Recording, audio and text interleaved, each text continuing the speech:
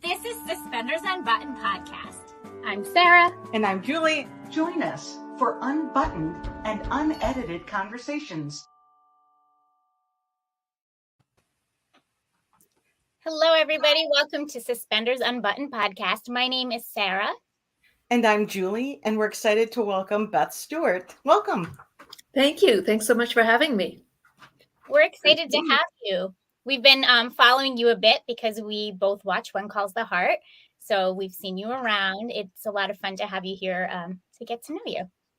Well, I'm really pleased to be here. Yes, I know lots of my colleagues have been joining you, so I'm happy to join the crowd. Yeah. Yes. We loved getting to know Allie the other night. So that was a lot of fun. Yeah. She's terrific. Yeah. She is terrific. Yeah.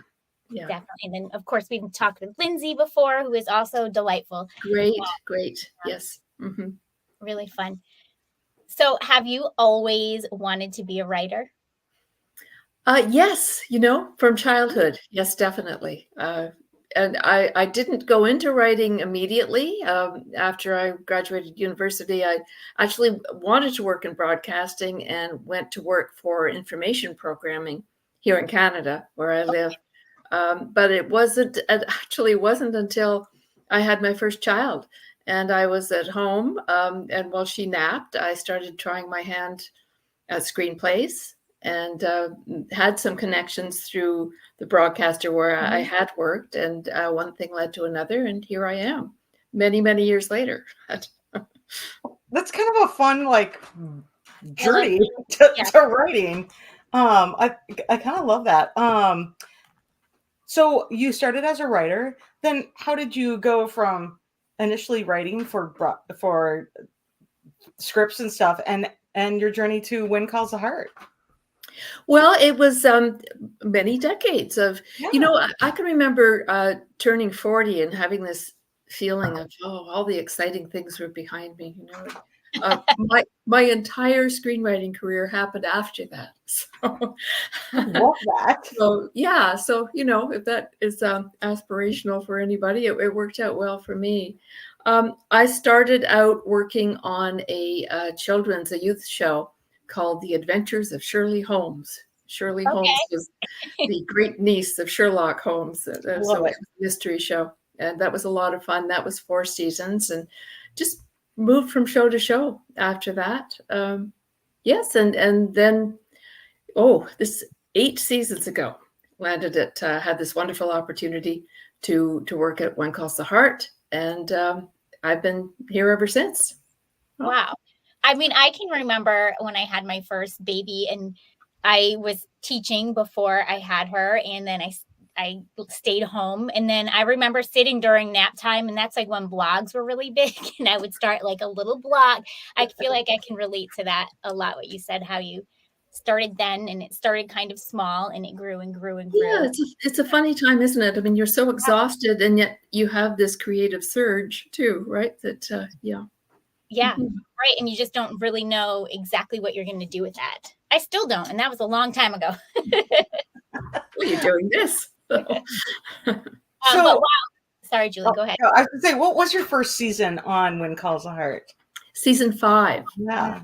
So that was a big season. That was the season Jack died, right? So that was quite an introduction to the show. Yeah, I mean, that was a pivotal season. It's changed everything. The whole show has changed. So that must have been, was that a challenge or was that kind of exciting to take on? Oh, it's definitely a challenge and exciting, but definitely a challenge because I joined the show the production was already going, or pre-production was already in motion. So I had a lot of catching up to do. It was quite the time. And I got a crash course in everything One Calls the Heart, learned the characters as best I could and had a lot of support from wonderful colleagues too. Derek Thompson was, you probably know, was there then too. So yes, that was my introduction. Yeah, that's an interesting year to step into When Calls the Heart in the grand scheme of things. As fans, we're currently watching season 11, so that's quite the journey. So, but then you were there and established in the writers' pool when season 6 rolled in, And season 6 is kind of interesting in the story of Wind Calls the Heart, in that 4 new characters came in that season. So with Fiona and Lucas and Allie and Nathan all came in that season. How, when you're bringing that many characters in, how do you decide like what each character is going to be? Like, do you decide a backstory or how they're going to fit? Very much so. Alfonso Moreno was the showrunner in those years. So he created the characters of Lucas and Nathan and Allie and Fiona. And he had a distinct idea about how he wanted to bring them in and who they were. That Lucas was the gambler, a little bit of questionable background. Nathan was the stalwart Mountie who had his own backstory coming in that wasn't revealed for quite a long time. I think by the end of season 6, or was it season 7, we knew that he was meant to be on that training mission. Oh, that wasn't until 8. 8? Yeah. Okay. Wow. Yeah. You know better than I do. I think the thing is, we talk about things so much in the story room, and it's hard to remember what made it to where and what didn't. So Right. Yeah. That's interesting to hear too. Like, you all must have, I mean, you're all so brilliant and must come to the table with a million ideas, and then you have to sort through those ideas and then pick and choose when to use them or if you're going to use them. Allie told us a little bit about that process, but what is your perspective on that? How does that work? In terms of what you're going to use and not use? Yeah. Well, everyone comes into a season with ideas, story ideas, and you try to think of stories that will challenge our characters and maybe show us a different aspect of characters we've come to know very well. And you have more ideas than you can use. So you toss them around the room for, we usually have a run up of 3 or 4 weeks before we really start getting down to writing the scripts. And during that time, there's a lot of broad conversation about the season arc and the season arcs of the characters, where we want them to start, where we want them to end. And we talk about which stories that people are pitching that will best illustrate that. So, yeah, there are, as I say, a lot of ideas in the room that you go, did we shoot that? Right. Because even like, we're getting pieces of what were previously backstories, essentially, still rolling out right now. How much of the backstories did you decide when you were bringing in new characters? Like, was it always for sure Nathan was going to have a child or a daughter? Yes, because we thought it would be a great way for him to cross paths with Elizabeth immediately. Yeah. So we wanted that push-pull. We knew what his backstory was. It just wasn't revealed for a long time. Right. And the backstory meant he was keeping his distance from Elizabeth, but we wanted something to put him in Elizabeth's path too. Right. So we thought all the time. Right? Yeah, exactly. Nothing like having to go to the schoolhouse for everything, right? Exactly. Yeah, and then Allie became a bit of a matchmaker in the early seasons that she was on the show. Right. Yeah, no. And that went, up and down. That's been quite the longitudinal story. It has. Yes. Yeah. Yes. Yeah. When you consider Jack and Elizabeth's romance was really 4.5 seasons. Right. And now we've had all of these seasons since then for Lucas and Nathan to be part of that triangle, which which feels like was officially killed last night. I don't think I'm giving anything away, but that was the intention. Yes, we all want to move forward from the triangle. Yes, I think I even said to Allie, I'm like, I'm excited to not see Elizabeth date. Yeah, true story. Yeah. At some point, you're just kind of ready for that. So you wrote episode 4, Along Came a Spider, and so stop talking the backstory. A very fun backstory that we'd heard a lot of, like Mike Hickam says, or maybe not that much, about the mythical and mysterious Jeanette, who rolled into town looking like $1 million. Wasn't she great? Yeah. Yes. Cecily Deepening. Wonderful performance. Yeah. Yeah. That was so fun to kind of get more to that story, because season 6 Lucas has been my favorite Lucas so far. I really enjoyed kind of that mysterious part about him and trying to figure him out. So it was kind of fun to see that come back, and then to see like what was true and what we've imagined or been led to believe. So we enjoyed getting more pieces to his puzzle and seeing more of the layers. I'm really glad to hear that you enjoy that part of him, because he got a bit, I mean, Hope Valley had its effect on him, right? And yes. He got a little bit sanitized maybe, right? And it is nice to, and I always think Hope Valley is a place where everyone becomes their best self, but that doesn't mean you have to give up who you are, essentially, right? So he's learning to use all those skills for good. I feel like he's getting some of himself back, actually. I feel that way too. And it's exciting. It was so fun to write for him in season 11. Just stepping up and being sort of on the center stage as he is meant to be. I think we lost a bit of that with him. I love that a little vanilla.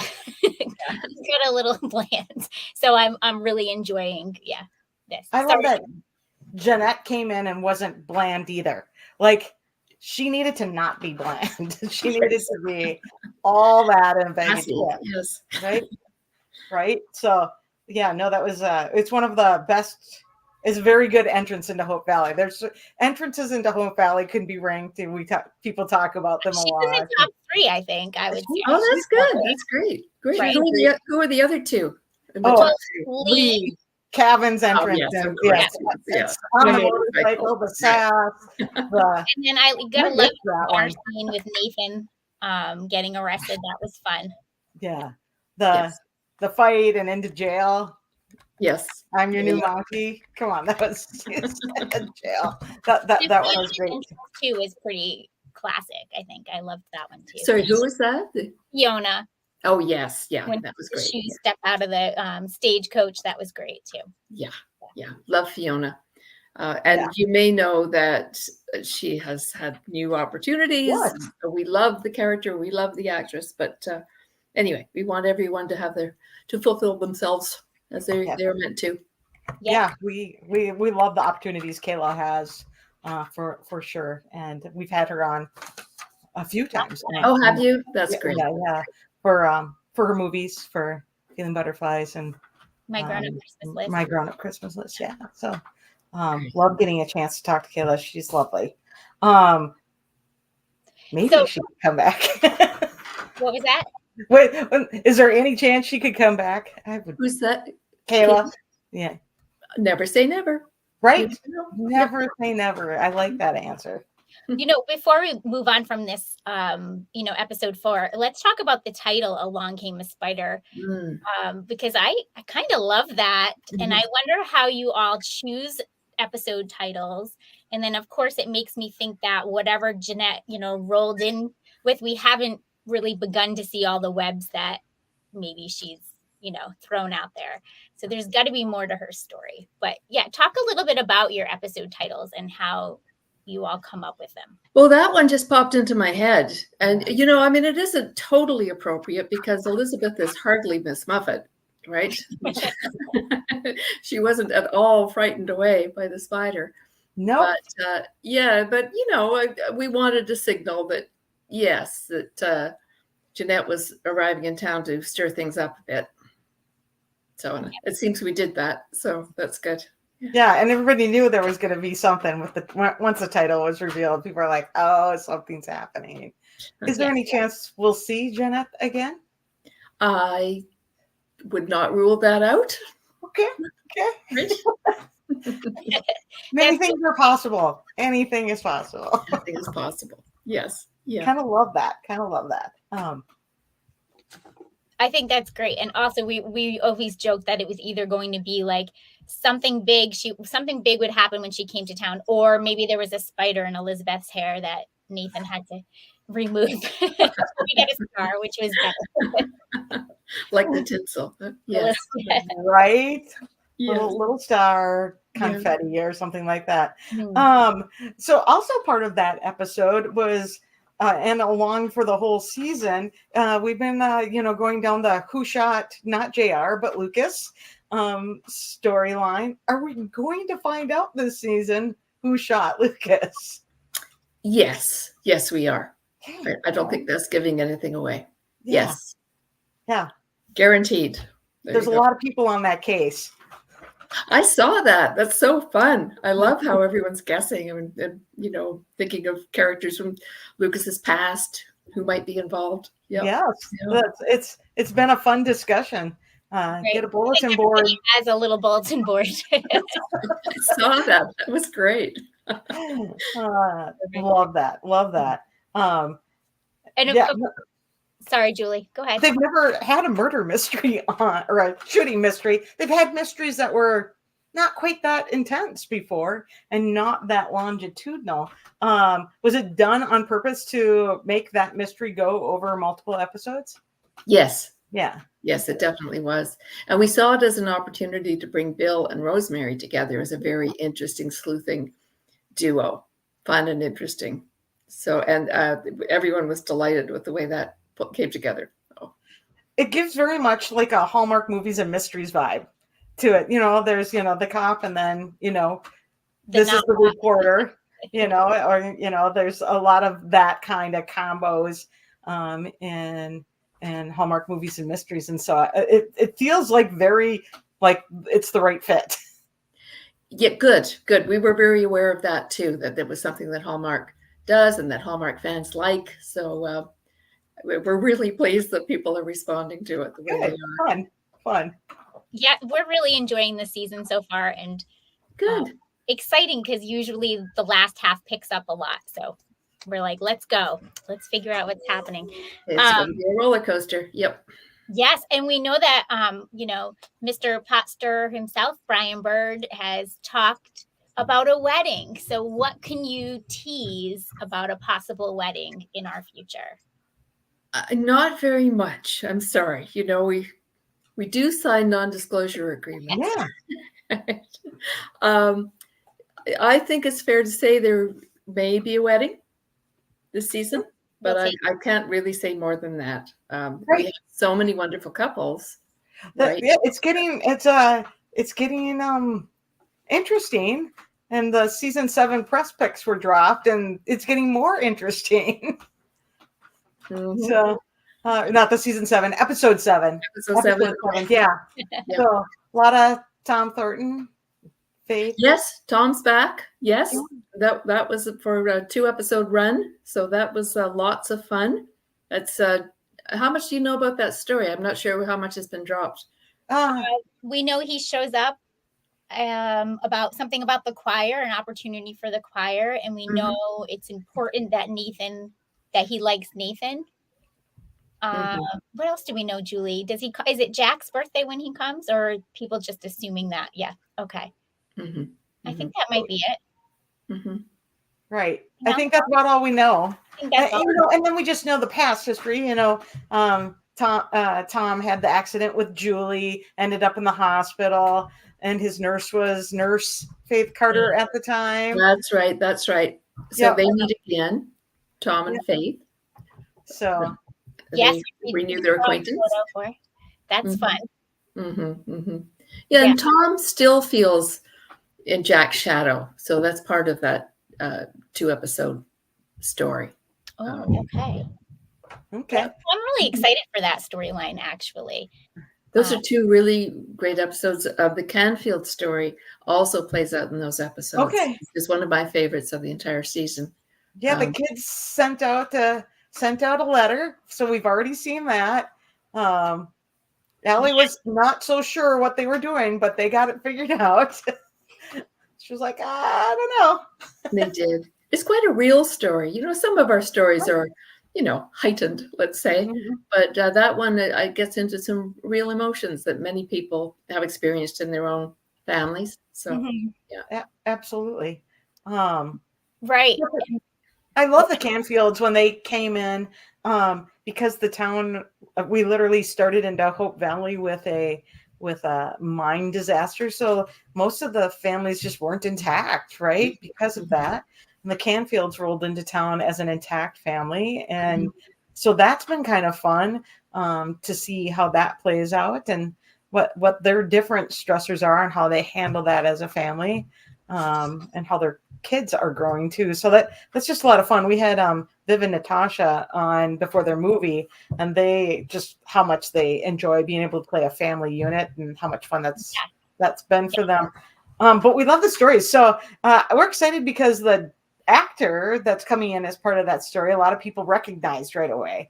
There's some posts out there. So Right. Oh, okay. Yes, he was in Wedding Veil Expectations. Okay. Wow. Yeah. There you go. All right. Yeah, so a lot of people recognize him right away. They're like, "Wait, we know him." So people are excited to see those play out. So when you are there and you're starting to develop a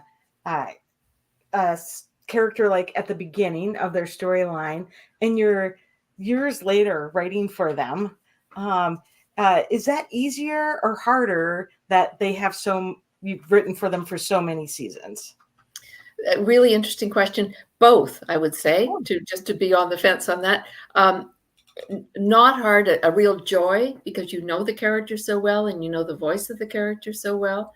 So, and it's like sitting down with an old friend, being able to rattle off some dialogue for Rosemary or Lee or someone you know so well. It does become a little bit of a challenge finding new stories, but their families are growing, their situations are growing, so there are always new things for them to explore and overcome and to enjoy. So both, I would say. Yeah, I can see that.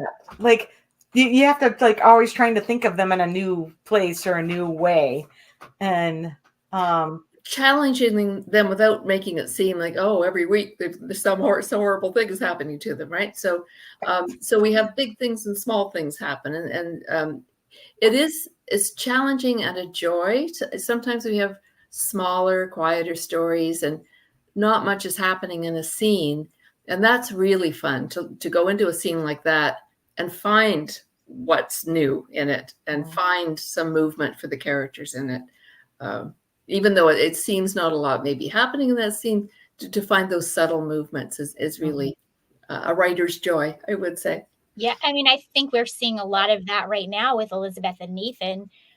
Maybe I'm wrong, but there's lots of small moments that there's nothing really big has happened so far. Well, last night was bigger, but the way that they play the moment is what really enhances the story. Absolutely. Absolutely. And they're two great actors who know their characters so well and know where we're heading with those characters too, and know that the pace that we have to do it at as well. So it's kind of finely calibrated that way. Yeah, we're excited. Yeah, fans are excited. I think they're ready for the pace to pick up. Everybody's like,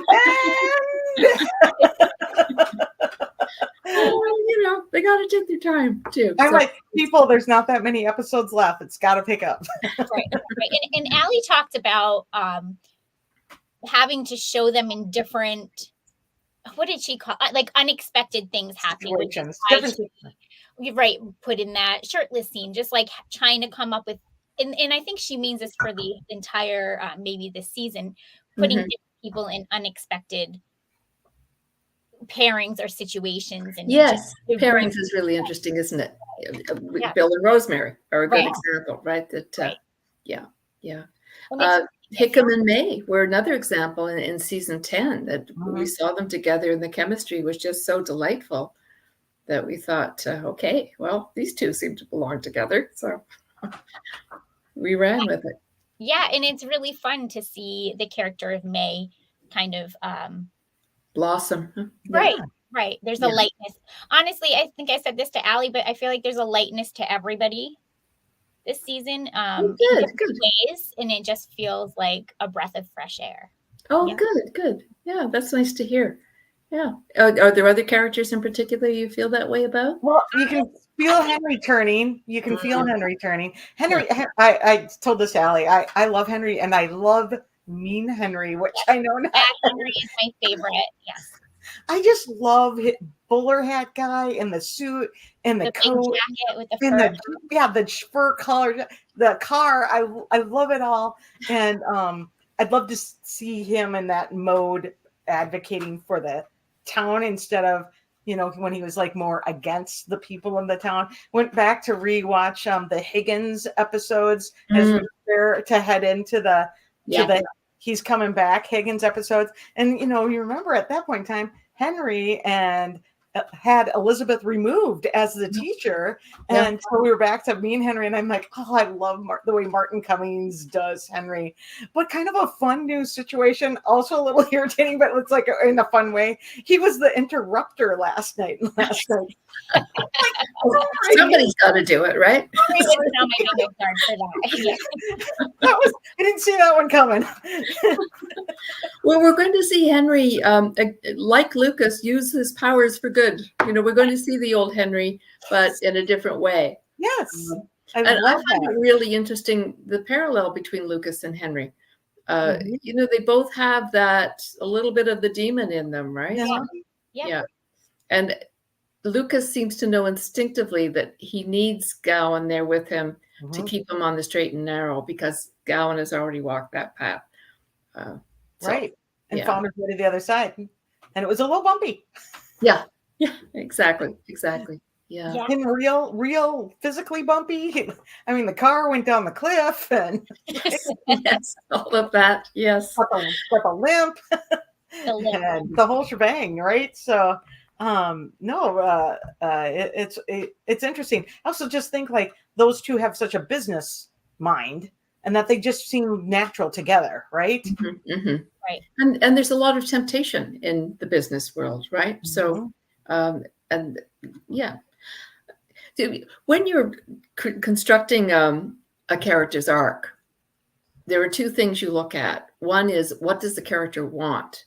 And usually what the character wants is not what the character needs. So the other is what the character needs. Okay. What lesson is going to be learned here? And the difference between the want, which is probably not that good for the character, and the need, which will make the character whole and happy, is the arc, basically. Right. So, and that can go over a whole season or over an episode. Or years. Or half a decade. Or half a decade, in Henry's case, yes. Yeah. Or a decade. His was like a decade. Yes, that's true. A decade, yes. Like a decade. I mean, it's kind of amazing. Like, we're watching the 11th season. There's so many series that never get that opportunity.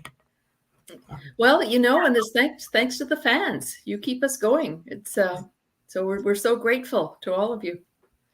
Well, it's a lot of fun. It's nobody quite gets it unless you get it, right? Like, you don't understand the show unless you're kind of into it. But you had asked a few minutes ago about if there were other characters I thought kind of had this freshness, and I will say Elizabeth, I think, really feels delightful this season. You can see, even with the school kids, not that she was ever unhappy teaching them, but it feels like there's a new energy with her, even in teaching and then in general. So really excited for her season as well. I agree with that. And I love her new look. I think that's part of it. Yep. It's her hairstyle, all of it. It's she's gone through a really difficult period of healing, and I know that's been very controversial with the fans, but I think she's in a wonderful place now. It's been kind of beautiful to watch the metamorphosis of that process, and then you guys literally wrote in a physical metamorphosis with the hair and clothing style, which is great. I mean, we're in 1921 right now, and so we're seeing a lot of those 1920s things, which is, as a viewer, is really fun. It's such an iconic era, and it's got such a distinct look. I mean, we're all going Great Gatsby a little bit here, and so That was interesting, actually. In episode 1, the story we initially pitched was that she just wants a makeover in her house. Like, she wants fresh curtains and, to maybe recover the sofa. And it was Erin who said, let's do the hair, because she really wanted to. And she could get rid of the wig too, right? Yeah, and it was perfect. It really visually it's so stunning, and it gave you guys a season poster that's beautiful. Besides, like, we said this with Allie. It looks so many have read Janet Oakes' books, and it looks like the cover of many of her books that very much fits into that. And then we were right away. We're like, it looks like The Sound of Music, and so promptly on social media had put up an edit with Julie Andrews singing "The Hills Are Alive" on top of it. But it's just the way the poster look was kind of fresh and new also. So just everything felt fresh and new. A lift in season 11. Good. Yes. That's good. Yes. Yep. Enjoying it. That came, the poster dropped after we had Kevin on for season 10. He came on to talk about season 10, and he teased what was the moment, Julie? Why am I drawing a blank? The singing from Sound of Music. Oh yeah. No, that was, he teased, that wasn't on our podcast. That wasn't on our podcast. Well, that was on Hardy's. He teased the Captain Von Trapp singing. Yeah. So that's why the Sound of Music. He said he was doing ADR and it felt like a Captain Von Trapp moment. That's what he said. An Edelweiss moment. That's so. Right. But I'm like, but which moment? Because there's that happens twice in that movie. So it's like, well, there's the moment in the house with all the kids, or there's the moment on stage before the Nazis are coming for them and they got to run. So there's both those moments, and they have a little different feel. So we'll see. True. Yeah. Felt fitting. So as fans and viewers, we've noticed over, especially I would say since last season, some of these little almost throwback scenes, or where we feel like we're kind of revisiting something, or I don't know if that makes sense. You're not retelling the story, but it's almost like a little throwback to another scene in another season. So tell us a little bit about how you as the writers decide to do that. And is it always on purpose, or is sometimes things happen coincidentally? It's not always on purpose. I think that comes out of a lot of collaboration in the story room. And also Erin is great for that. She loves callbacks, and she's very good at pointing out, we should do this, because of that. She has such an encyclopedic memory of all the scenes she's shot over the years, and everyone else's scenes as well. So yeah, it's usually out of a collaborative thing that we realize, hey, there's this connection. And it very often is a very late addition, because when Erin sees the script, she'll go, hey, let's make the connection to that. So we do. It's fun as a viewer to be able to see that, and it helps kind of weave all those threads back, together, weave the scenes from, back to forward, and then pull even things together more. It's you're weaving in a tighter storyline when you're pulling all those pieces in. I kind of love how when you do them, it's to push the story forward though. So yes. Yeah. Well, we wouldn't do it otherwise unless we can advance the story. But we have such a richness of backstory now after 11 seasons to draw from. I mean, Jeanette's a good example, right? Yes. Mentioned in season 6, and in season 11, we get to meet her finally. So there's a sense of full circle, which is satisfying. Yeah. Right. Yeah. That was just so fun, because it's not that we'd heard about her once. We'd heard about her multiple times, and it was associated with Lucas was leaving once, he was going to ride a horse that far to go find her, and Amos Dixon showed up with a gun in the saloon once. And that was all like tied. There were so many things that were kind of tied together that to like actually see her step out of the car. And it was kind of fun. We'd never seen her because we didn't know what she was gonna look like. And she just walked out in looking like $1,000,000 and looking a little dark. Like like a spider. It was like so good. Well, I mean, she obviously represents Lucas's past that he keeps trying to hide from, not very successfully.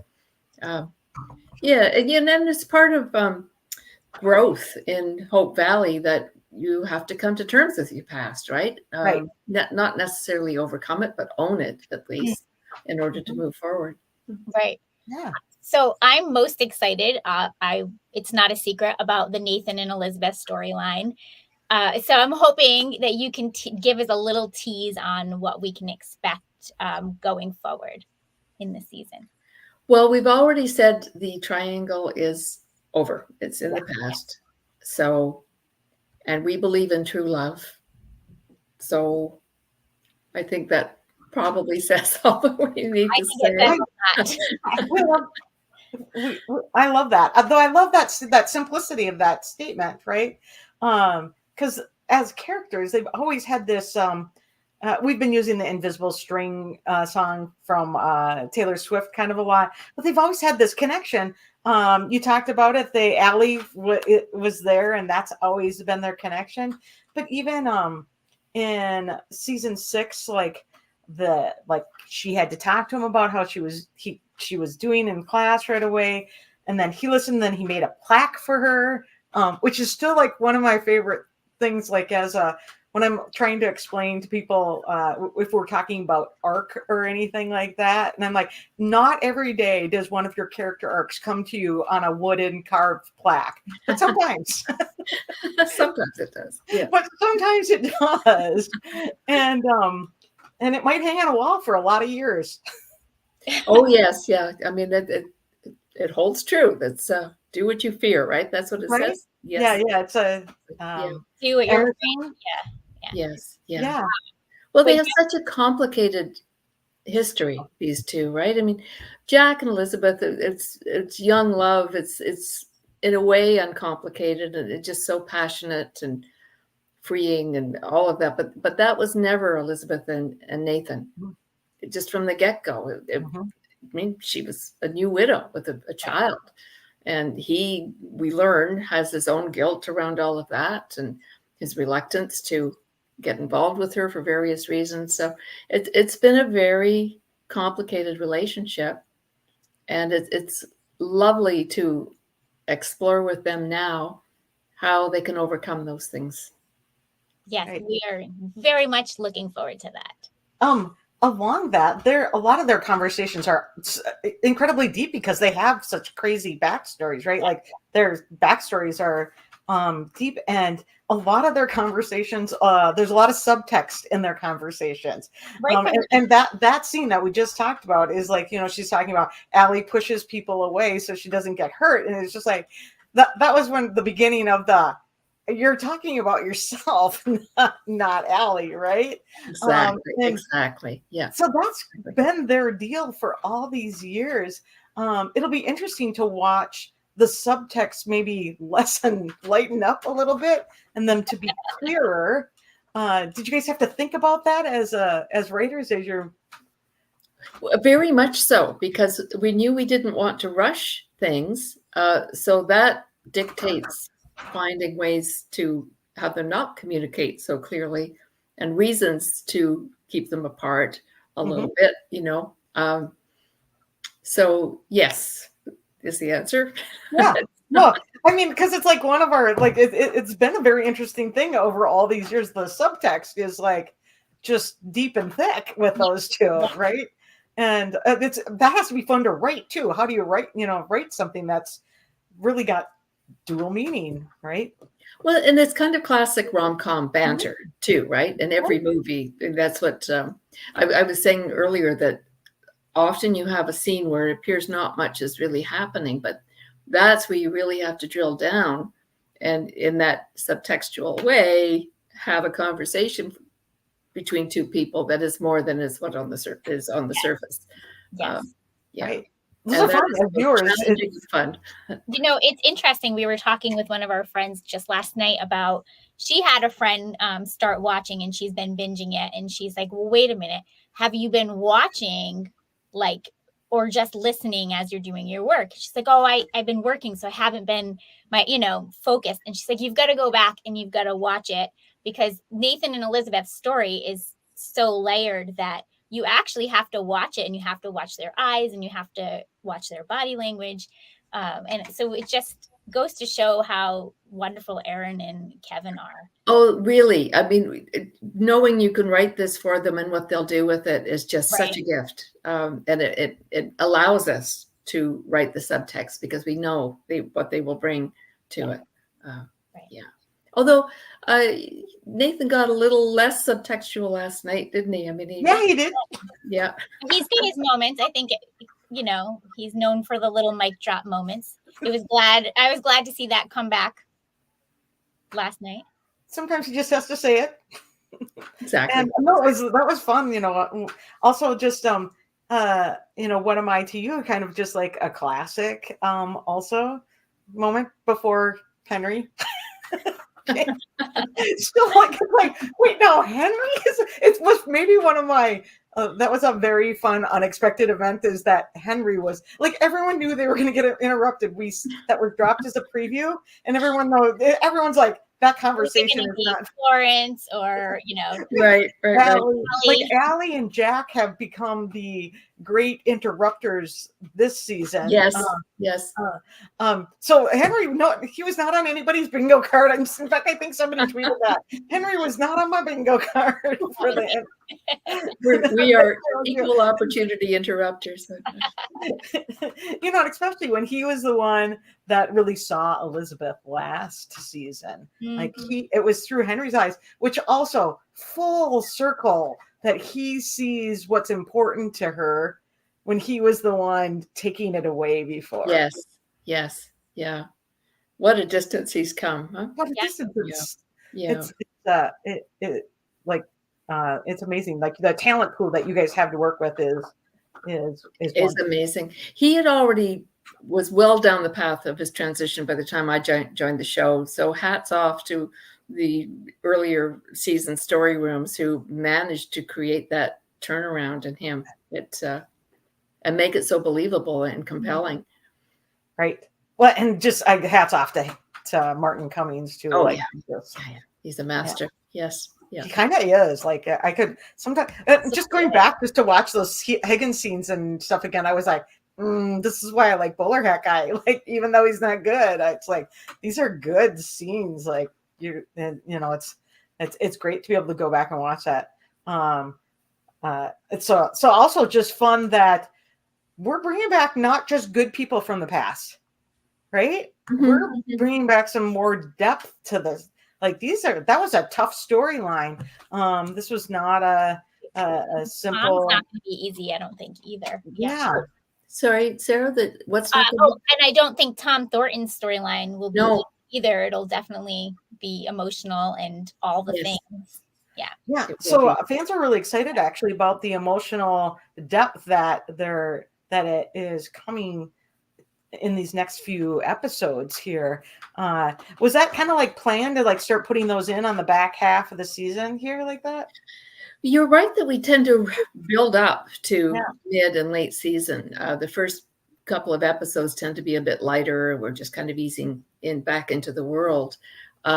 Yes, it's once you put this juggernaut in motion that you start answering it, and all these things start happening, and you have to explain, how we got here and the effects it's having on everyone in town, because there is a cause and effect, right? If you put a story in motion and then you suddenly go, oh, but that has this effect on that character over there now. So that's exactly the discussions we had in our group. So because everyone has watched, and the minute we saw Higgins and Anna, everyone went, right? Like nothing had to be said. We didn't have to explain anything. Everyone knew in their gut. But there's somebody who doesn't know that story, and it's Nathan.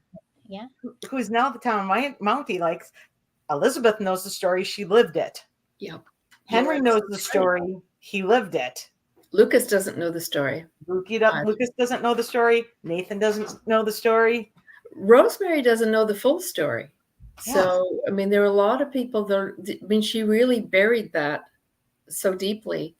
That As whole many experience. women do. Yeah. I mean, it was Abigail she shared with back then, right? So, Right.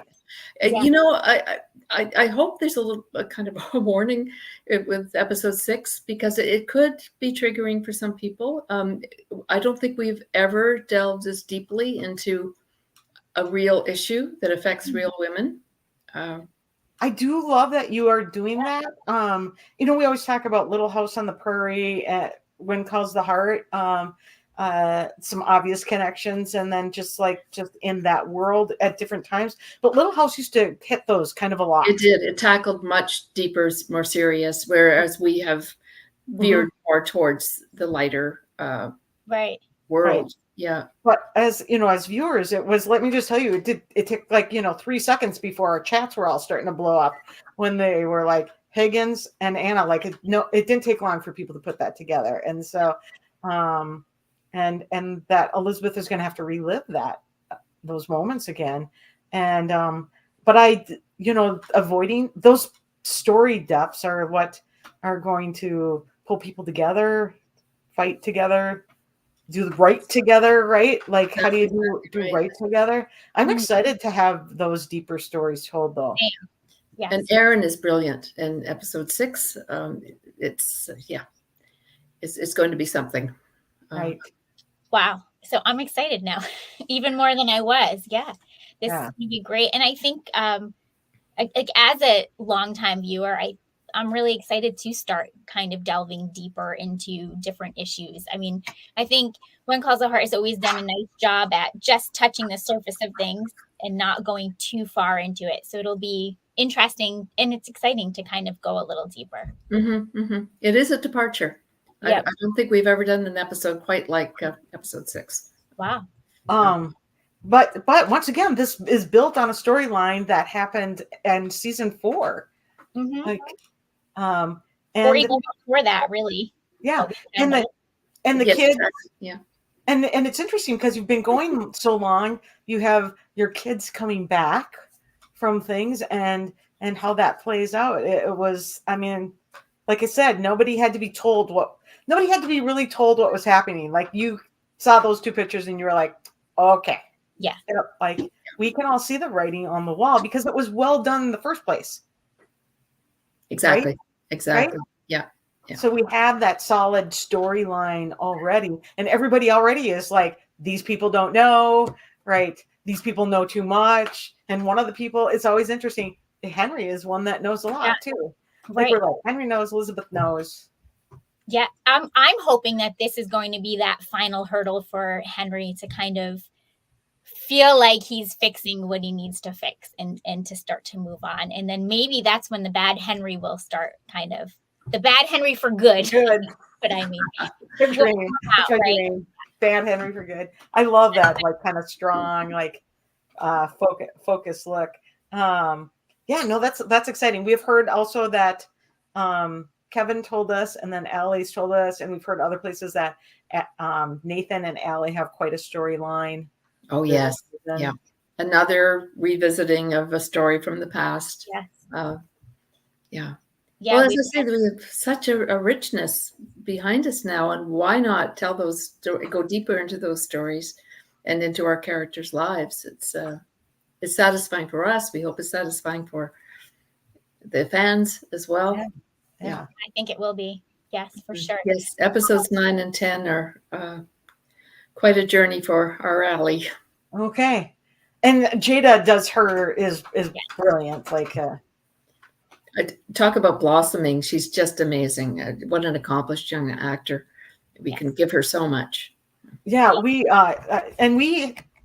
Terry Ingram's been on a couple times. His director's done a huge number of Hallmark movies. And one of our favorite conversations was We had both him and Ruby Monroe on together, and they had worked with Jada on because they were telling us how they met is what they were telling us. But it was on Love Under the Stars and Jada was in that movie with Wes Brown and Ashley Newborough, right? Yeah, Newborough, and they just were talking about how amazing Jada was in that movie. Had them all crying, and she was tiny then, tiny.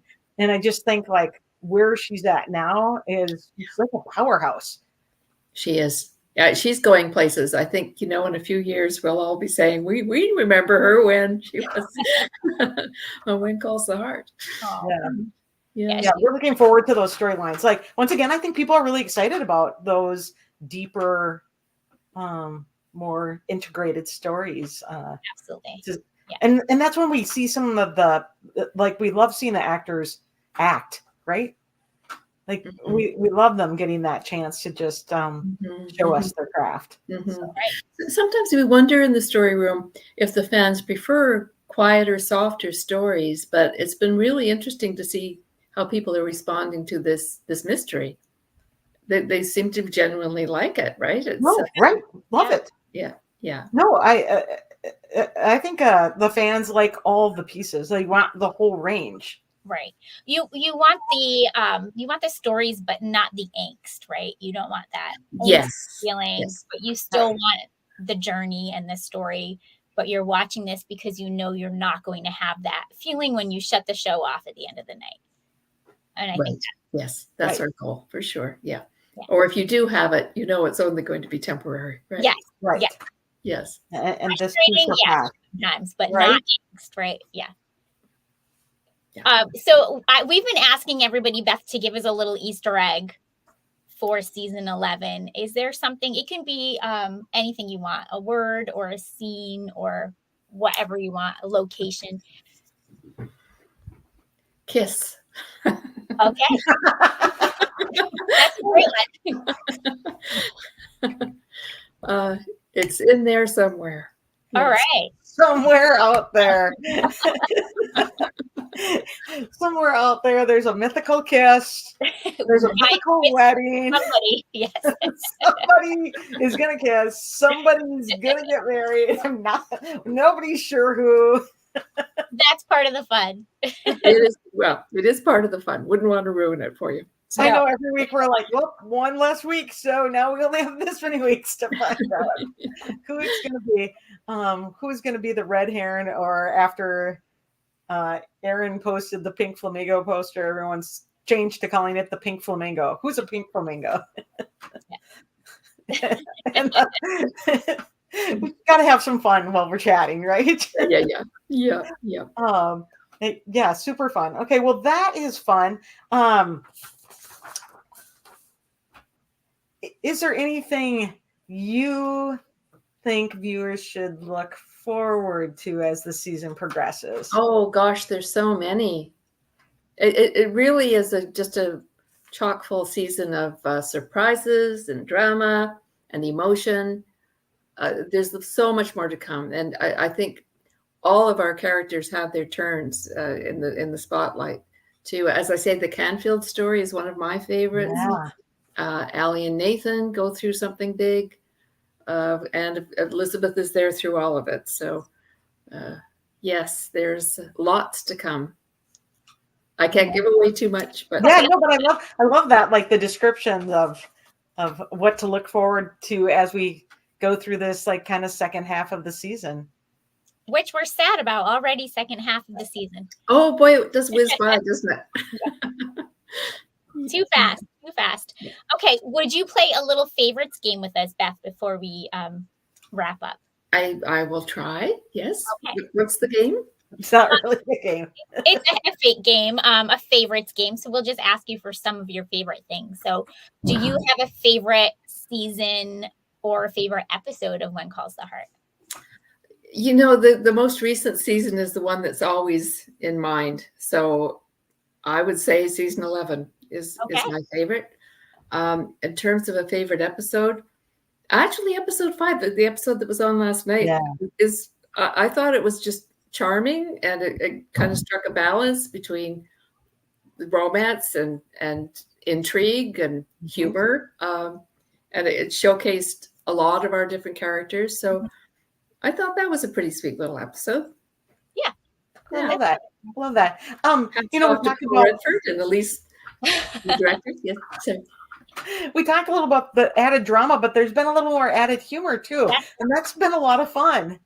great. Well, that is Lindsay Sturman's thing. She loves the humor, and she really makes it shine. So good on her for that. I love that because it's like bringing more range to the storytelling, right? Yeah, so I kind of love that. Okay, do you have a favorite rom-com? A favorite rom-com? Oh You can gosh. say more than one. Well, When Calls the Heart. What can I say? It's basically a rom-com. A continuous rom-com. How about a favorite food? A favorite food? Mhm. Gee. Well, I'm very partial to chocolate. Okay. So I would have to go with chocolate. Do you like milk chocolate, dark chocolate? Dark with Yeah. some almonds in it. That's my go-to. I love a good piece of dark chocolate. Great answer. Yeah. My favorite. And then do you have favorite music band or singer? Well, you know, I've been around for a while. I would say Joni Mitchell, you know, is from the time I was young, I was listening to her, and now to see her coming back and at the Grammys, that was so amazing. So amazing. Yeah. Joni Mitchell at the Grammys was. Oh, but there's so many. Ella, you know, I mean, there's just so many. It's hard to choose. Yeah. Good answer. Well, that's why we ask these questions. We hear all kinds of good things. Sometimes we write everything, take notes. Yeah, sometimes we're like, even like when we ask the rom-com, sometimes people will give us like, have you ever seen this one? We'll be like, yeah, no, put that on my list, right? For years and years, yeah. Yeah. Some are more obvious, some are less, right? We get a lot of common answers, but then we get those few that just surprise you. But do you have a favorite movie of all time? I do, and it's a little offbeat one. It's called Adaptation. I don't know if you remember. It was Nicolas Cage. Yeah. Yes. Yes. I love it just because it's about a screenwriter. Right. That's also yes. just, Nicolas Cage is always very Nicolas Cage. And Meryl Streep is in it too. Yep. Yes. So I would say, yes. Yeah, I love that. Love that. Yeah. It's great. It is not a rom-com, exactly, but it's very fun. It's more of a complicated com. It is. Yeah. Right? No, that's a great one. And also a good one, like if people haven't seen it, go back and look for it in your streaming services and watch that. I love that. Do you have a TV series not When Calls the Heart that you're binging or watching or that you love? That I'm watching right now? Well, I will confess to being a bit of a Trekkie. I love Next Generation. Yeah. I still will watch that if I find it on. So yes.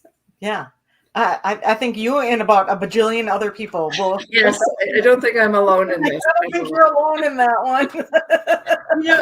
And it does seem to me that our world on When Calls the Heart is a little bit like the Enterprise, and what draws people to it is just this world and this lovely family of characters that you just want to be a part of. Right. I think they're kind of similar that way. Yeah, because they do like live in their own little spot because they have the Enterprise. Exactly. It's kind of contained. Yes, right. Yes. I do like that. This is a true statement. It's been really fun to have you here. We love talking with you. It's really been a pleasure. Thanks so much for having me. Yes, and tell everybody, Beth, where they can follow you on social media. Oh, me? No, right now? Okay. I'm not a big social media person, I have to say. I'm Stewart on Twitter, on X. Yeah. So we can look for you there. Absolutely. Okay. And I should be more active, but I'll try. I do love to read all the postings from the fans, and it's thanks. Maybe we will see you there on a Sunday night, maybe episode 6. Who knows? Yes. Okay. Well, thank you, Beth, for joining us, and thank you everybody for watching. Thank you.